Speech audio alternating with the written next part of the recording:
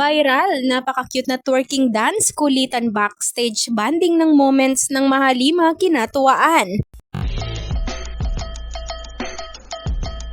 Maraming ang mga netizens ang hindi makamove on hanggang ngayon sa bagong nakakatawang banding video na ito ng SB19 na kanilang ipinakita sa kanilang TikTok account. Isa nga ako sa hindi makamove on sa video na ito ng 5 dahil nung napanood ko ito ngayon ay halos mapatawa ako at tila nawala agad nila ang aking pagod dahil hindi na ako makaalis mismo sa kanilang video at paulit-ulit ko na lamang ito pinapanood.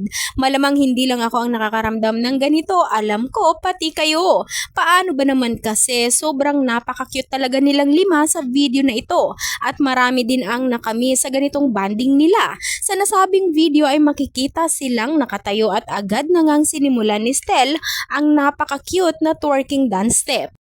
Ilan din sa mapapansin umano dito ay si Pinunong Pablo na tila nalilito pa sa kanyang sarili kung ano ang gagawin or kung sino ang kanyang gagayahin dahil makikita sa kanyang mga mata na palipat-lipat ito ng tingin sa twerking bat nila Stel at Justin.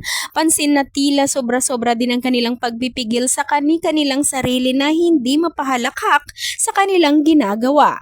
Samantala inula naman ito ng mga sari-saring nakakaaliw na mga komento galing sa mga netizens. May ilan namang mga Ken supporters ang nakakatuwang napatanong at bumilib ng husto kina Stel, Josh at Pablo at Justin dahil napapayag umano ng mga ito ang kanilang bias na gawin ang ganitong twerking dance video.